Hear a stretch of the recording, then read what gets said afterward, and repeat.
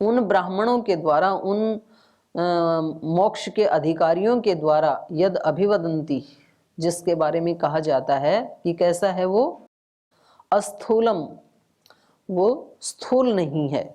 और स्थूल नहीं है तो बोले अणु है क्या, बोले नहीं, अनणु, अणु भी नहीं है। अह्रस्वम, वो ह्रस्व भी नहीं है। अदीर्घम, वो दीर्घ भी नहीं है। अलोहितम, तो वो किसी वर्ण से युक्त भी नहीं है। अस्नेहम, उसको ऐसे एकत्रित नहीं किया जा सकता है। तो ऐसे ऐसे उसके विशेषण बताई। तो ये सारा विशेषण, ये सारा ज्ञान किसका कहा जा रहा है, अक्षर का। तो इसका उपसंहार उपासना में कर लेना चाहिए। आगे ये तो था बृहदारण्यक का, आगे मुंडक उपनिषद का कह रहे हैं।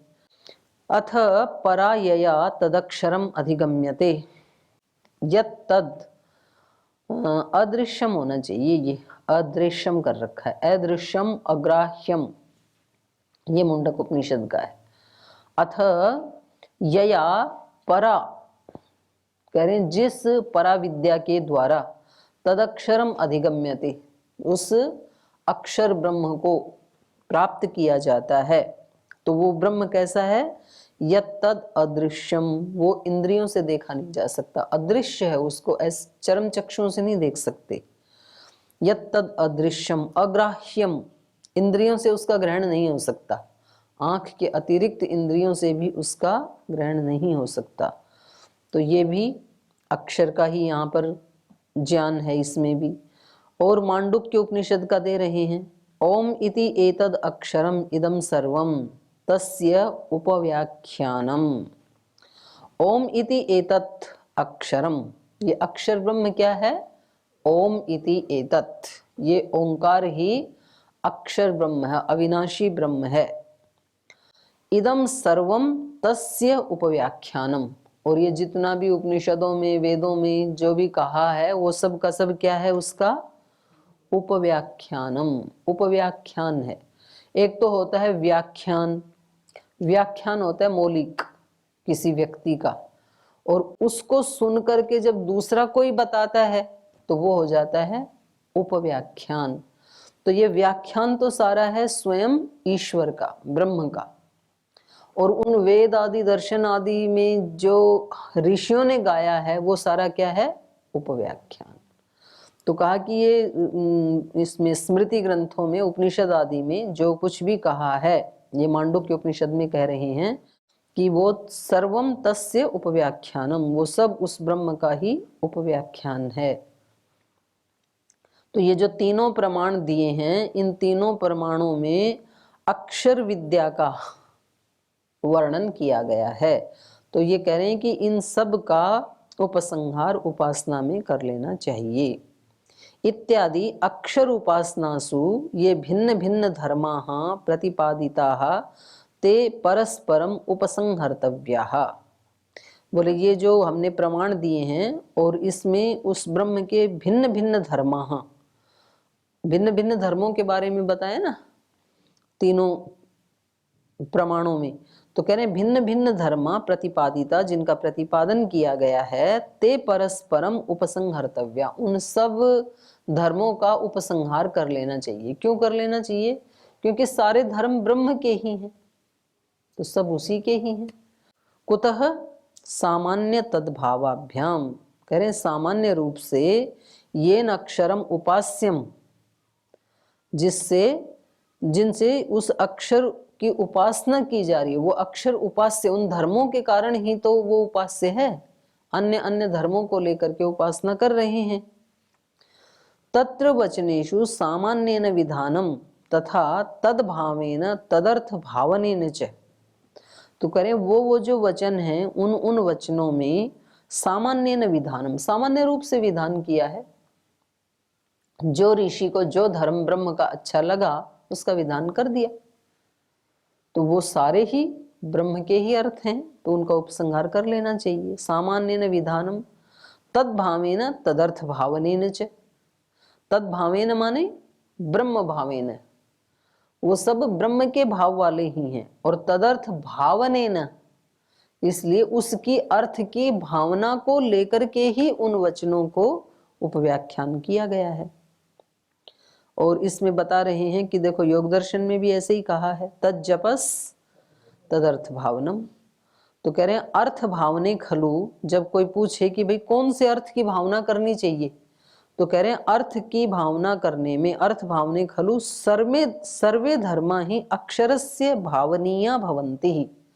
उस अक्षर ब्रह्म के जितने भी भाव हो सकते हैं, अर्थ हो सकते हैं, वो सब वहां भावनीय हैं। जिसके जो समझ में आए, जिसको जो रुचिकर लगे, उस अर्थ की भावना करके जाप करे व्यक्ति। ठीक, मतलब ये उपासना का जो प्रसंग है, ये और भी ज्यादा इन्होंने उपनिषद, गीता आदि से सबसे लेकर के और ज्यादा विस्तृत कर दिया, और ज्यादा खोल दिया।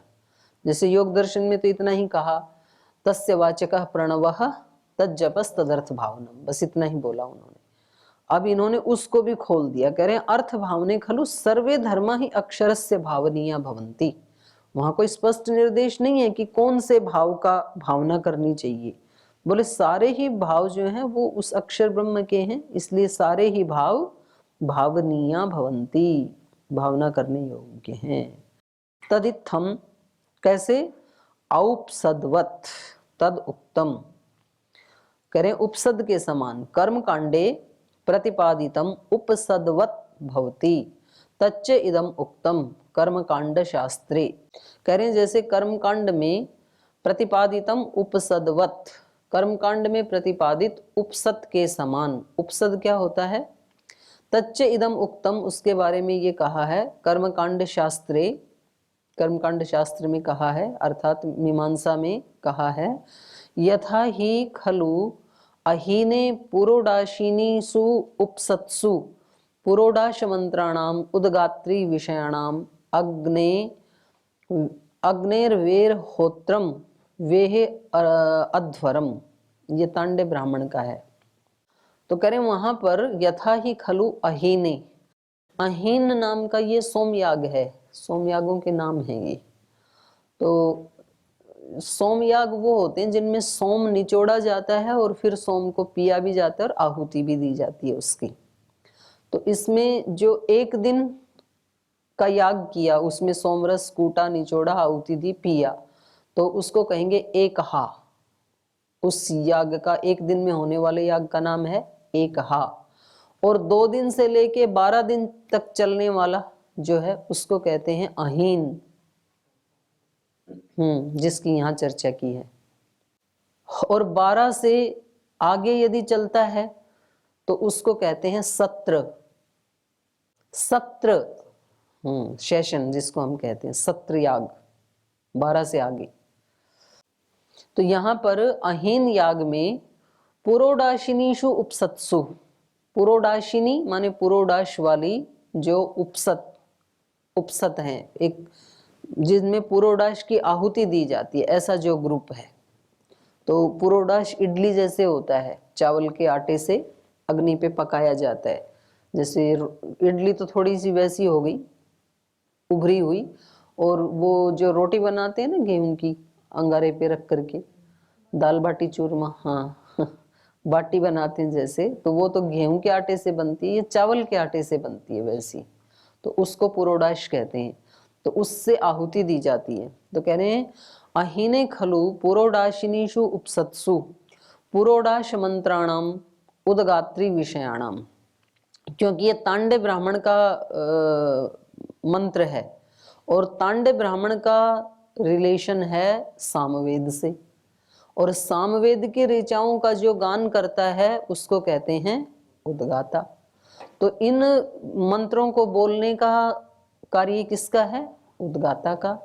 तो कहा पुरोडाश मंत्राणाम उद्गात्री विषयाणाम, ये तो उद्गाता का विषय है, लेकिन आहुति कौन देगा पुरोडाश से? अध्वर्यु होता ऋग्वेद का होता है, और कर्मकांड में जो प्रैक्टिकल जो करता है वो होता है अध्वर्यु, उसका संबंध होता है यजुर्वेद से। तो अब जब ये मंत्र बोला जाएगा पुरोडाश मंत्राणाम उद्गात्री विषयाणाम, अब मंत्र है यहाँ पर, ये अग्ने और वे को ना मिला लीजिए हेडलाइन को, और अग्ने के बाद एक रेफ और लगा लीजिए, अग्ने हैं ऐसे है ये, अग्नेर वेर होत्रम वेहे अध्वरम। तो यहाँ पर ये मंत्र बोल करके, अब ये बोलने का काम है उद्गाता का, आहुति देने का काम है अध्वर्यु का। तो कह रहे हैं अध्वर्यु प्रयोग उपसंहारः। जैसे उसने ये मंत्र बोला तो अध्वर्यु का स्वतः ही उपसंहार हो गया, क्योंकि वो मंत्र बोलेगा वो आहुति देगा।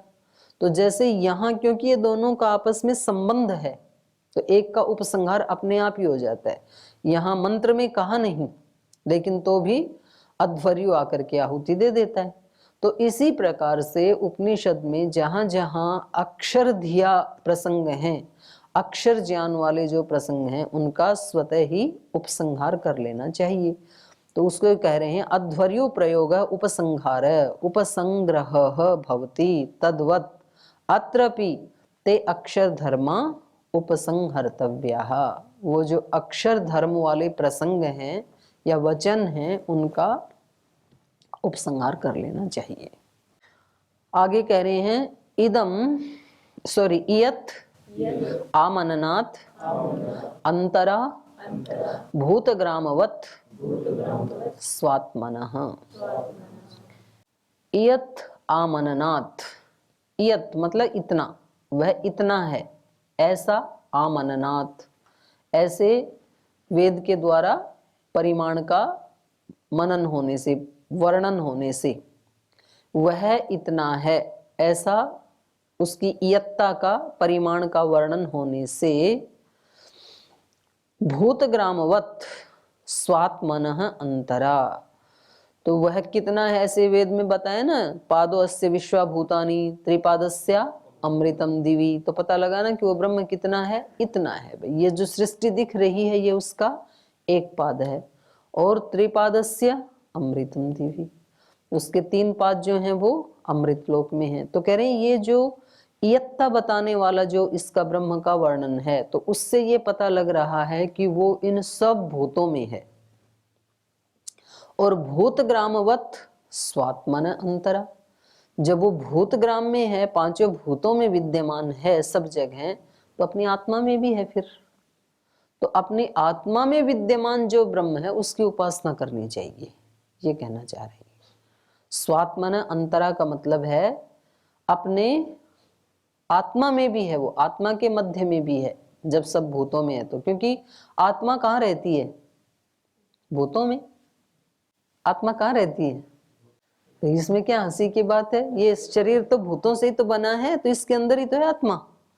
तो जब भूतों में वो व्यापक है, तो भूतों के अंदर जो आत्मा रह रही है उसमें भी व्यापक है, तो अपने अंदर भी है। एतयो सूत्रयोः एक वाक्यता अस्ति। तो इयत् आमननात् ये 34 नंबर सूत्र था, अंतरा भूतग्रामवत् स्वात्मन ये 35 था। इन दोनों की एक वाक्यता है। इयतः आमननम, इयत् आमननम माने इयत्ता का जो मनन किया गया है। तो यहाँ पर कहा इयत्ता परिमाण प्रदर्शनेन, वह इतना है इस परिमाण के प्रदर्शन से, परमात्मनः वर्णनम क्वचित अध्यात्म ग्रंथे विद्यते। तो उस परमात्मा का वर्णन अध्यात्म ग्रंथों में मिलता है।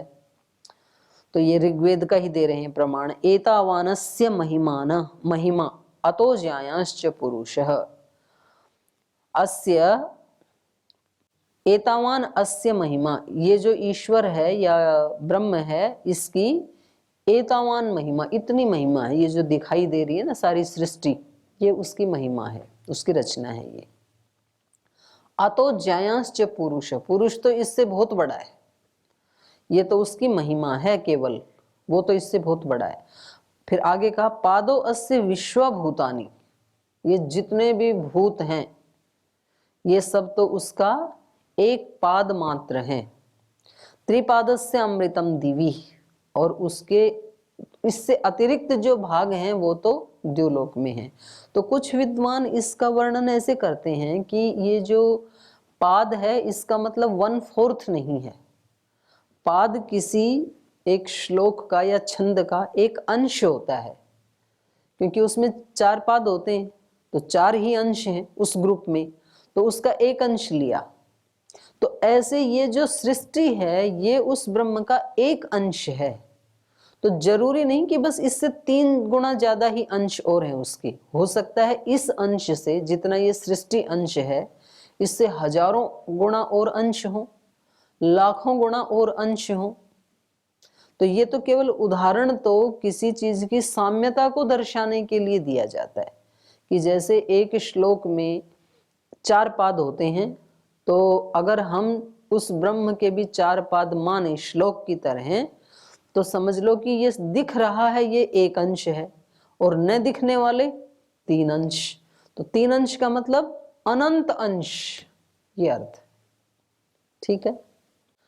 पादोस्य विश्वभूतानि त्रिपादस्य अमृतम दिवि महिमा रूपा जगत ज्यायान। कह रहे हैं ये जो महिमा है इसकी, ये रूप से जगतः ज्यायान महान परमात्मा अस्ति इति कथने महिमा रूप जगत अपेक्षया तस्य परमात्मन इयत्ता प्रदर्शिता। ये जो महिमा रूप वाला जो जगत है, इस जगत से ज्यायान बड़ा महान, ज्यायान का अर्थ ही खोला महान, परमात्मा अस्ति परमात्मा है। इति कथने इस कथन में महिमा रूप जगत अपेक्षया, ये जो महिमा रूप जगत है, इस जगत का नाम क्या दे दिया इन्होंने? महिमा। तो महिमा रूप जो जगत है इसकी अपेक्षा से तस्य परमात्मन इयत्ता प्रदर्शिता, उस परमात्मा की इयत्ता का प्रदर्शन किया गया है कि ये तो एक अंश मात्र है, और ऐसे ऐसे तो पता नहीं अनंत अंश वाला वो परमात्मा है, बहुत बड़ा है इससे, ये कहना चाह रहे हैं। क्योंकि यदि इससे 3 गुना ही है तब तो वो मापने में आ गया, फिर शांत हो गया ना, कितनी भी बड़ी क्यों ना हो वो अवधि, लेकिन वो तो फिर मापने में आ गया। तो यहाँ त्रिपादस्या का मतलब है कि इससे और बहुत सारे अनंत पार्ट उसके ऐसे हैं जिनको हम जानते नहीं हैं या जाना नहीं जा सकता।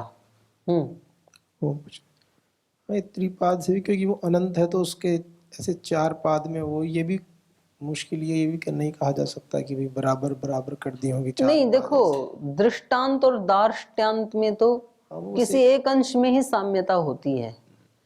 तो यहाँ जो इन्होंने त्रिपाद या एक पाद बोला है ना, वो अंश और अंशी को बताने के लिए बोला है। इसका कोई मतलब यत्ता से मतलब नहीं है। नहीं, यत्ता से मतलब नहीं है, बस ये है कि भाई ये तो एक अंश मात्र है, और अनंत इससे ज्यादा और भी है, इस सृष्टि से ज्यादा, जो देखने में नहीं आ रहा है, सृष्टि तो देखने में आ रही है, ये कहना चाह रहे हैं।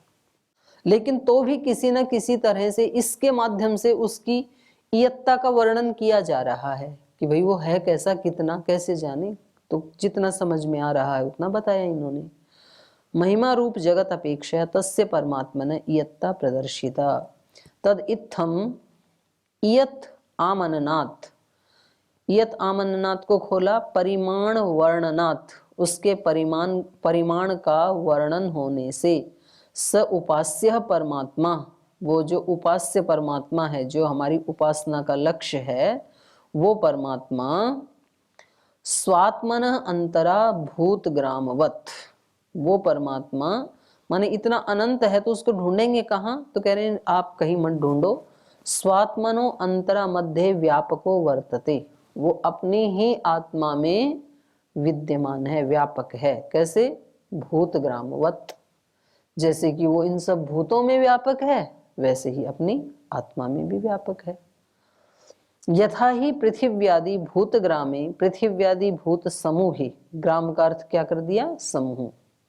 जैसे ये पृथ्वी आदि भूतों का समूह है, उसमें स व्यापकः, वो व्यापक है, तद्वत वैसे ही स्वात्मनो मध्य अपि व्यापको अस्ति, वैसे ही वो अपनी आत्मा में भी व्यापक है। यतो ही, क्योंकि ऋचा क्या कह रही है? पादोस्य विश्वभूतानि, ये सारे भूत उसके एक अंश में है, एक पाद के समान है। इति वचनेन समस्त भूत समूहे व्यापकत्वात् आत्मनि अपि, आत्मनि अपि को खोला जीवात्मनि अपि व्यापक इति गम्यते, इन सब में व्यापक होने से इस हेतु से ये पता लगा कि वो जीवात्मा में भी व्यापक है। कैसे? क्योंकि जीवात्मनाम भूत समूहे जायमानत्वात् निवासाच्च, क्योंकि ये जो जीवात्मा है ये भूत समूहे जायमानत्वात्, भूतों के समूह में ही तो उत्पन्न होता है आत्मा। उत्पन्न होता है मतलब शरीर धारण करता है, वही उत्पत्ति है। वैसे तो वो अविनाशी है, लेकिन हम पैदा हुए इसका मतलब क्या है? आत्मा का शरीर के साथ संयोग हुआ। और शरीर क्या है? 5 भूतों का समूह। और उसी में तो ये उत्पन्न हुआ और निवासाच्य, और उसी में निवास कर रहा है। तो अभी भी हमारा आत्मा कहाँ निवास कर रहा है? भूतों में, 5 भूतों में। तो जब वो सब भूतों में व्यापक है परमात्मा, तो जीवात्मा में भी व्यापक है, क्योंकि जीवात्मा भी तो उन भूतों के अंदर ही है ना। तथा कृत्वा एव अंश मंत्र वर्णाच्य। तो कह रहे हैं इस कारण से, तथा कृत्वा एव अंश, वो अंश है एक, जो वेद का मंत्र में जो वर्णन किया है, इस वर्णन से पता लगा कि ये भी इसका एक अंश है। इति, ये इसका वेदांत दर्शन का ही दूसरे अध्याय के तीसरे पाद का 43 और 44 सूत्र है, वहां पर भी आई थी ये बात कि जीव क्या है? उसका ही एक अंश है। तो उसकी बात ये कह रहे हैं, तथा कृत्वा एव अंश, क्योंकि वो इस जीवात्मा के अंदर भी वो परमात्मा व्यापक है और भूतों के अंदर भी व्यापक है। तो ये इसी कारण से ही वहां पर दूसरे अध्याय में उसको क्या कहा था? अंश। तो एक बार देख लो निकाल के, 2, 3, 43, 44 मिल गए ना। अंशो नाना व्यपदेशात अन्यथा चापि दाशकितवादी अधीयते एके, और मंत्र वर्णाच्च, तो यही वहां पर बोला है अभी। अंशत्वे अन्यो हेतु, ये अंश होने में अन्य हेतु दिया था ना, तो यहाँ पर भी वो ही दिया है। एतावानस्य महिमा अतो ज्यायाश्च पुरुषः पादोस्य विश्वभूतानि त्रिपादस्य अमृतम दिवि। तो यहाँ पर भी वही किया है। भूतानि, भूतानि मतलब चराचराणि, तस्य परमात्मना पाद इति उच्यते। पाद अवयव, पाद किसको कहते हैं? एक अवयव को। भागः, एक किसी भाग को। भागो अंशः इति अनर्थांतरम।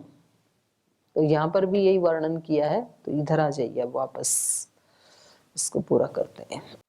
तो कह रहे हैं इसी कारण से वहां पर भी 43-44 सूत्र में भी दूसरे अध्याय में इसको अंश बताया था। इति सूत्र प्रसंग जीवस्य अंशत्वं प्रतिपादयति तत्र पादोस्य, तत्र वहां पर भी यही उदाहरण दिया था, पादोस्य विश्वभूतानि इति मंत्रम अपि प्रमाणम प्रयच्छति।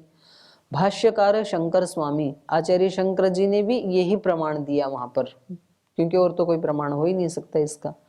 तस्मात् स परमात्मा स्वात्मनि एव उपास्यः, ये निचोड़ है। उस परमात्मा की उपासना कहाँ करनी चाहिए?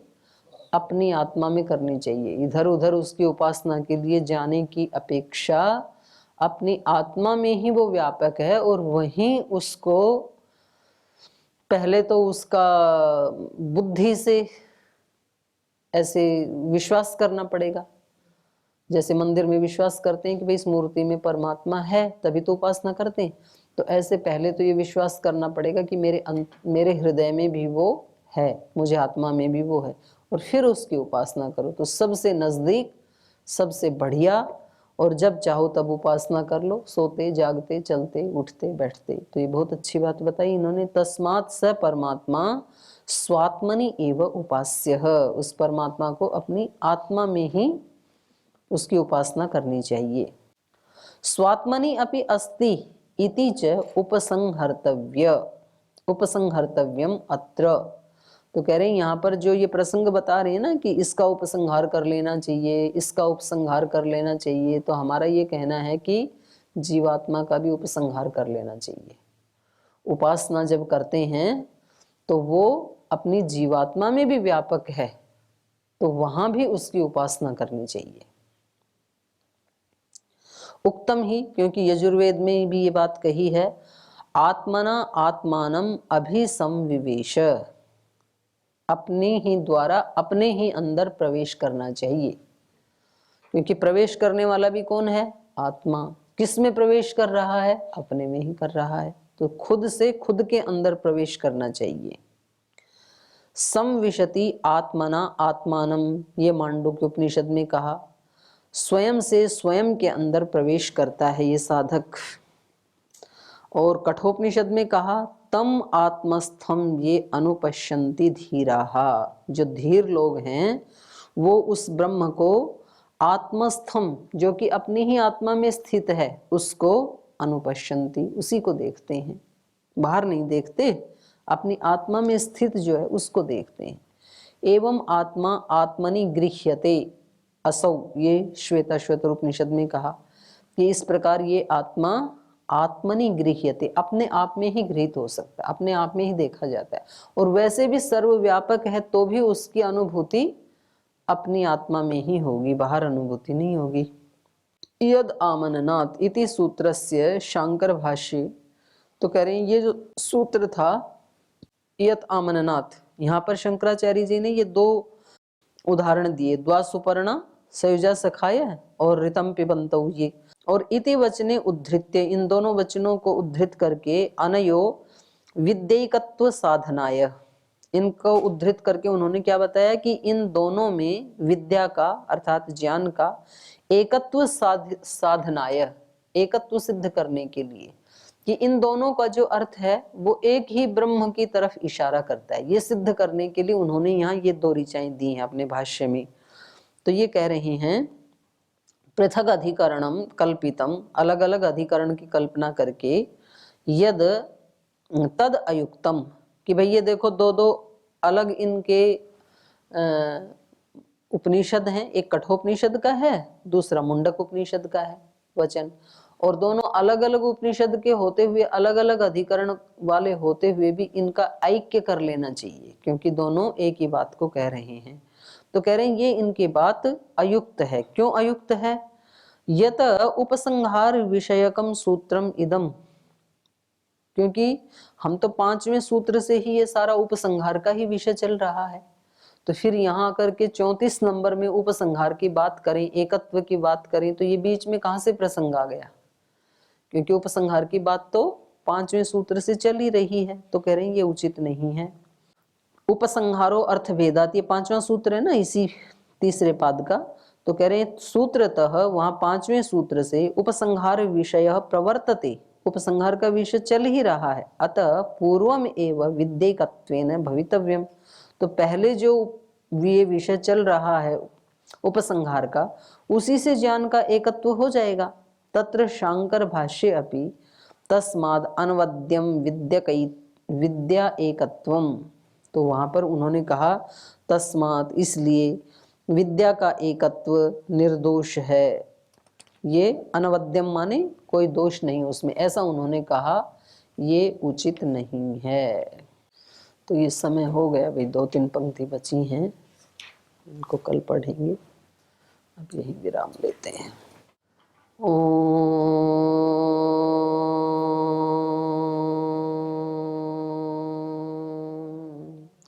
शांति शांति शांति। श्री गुरुभ्यो नमः।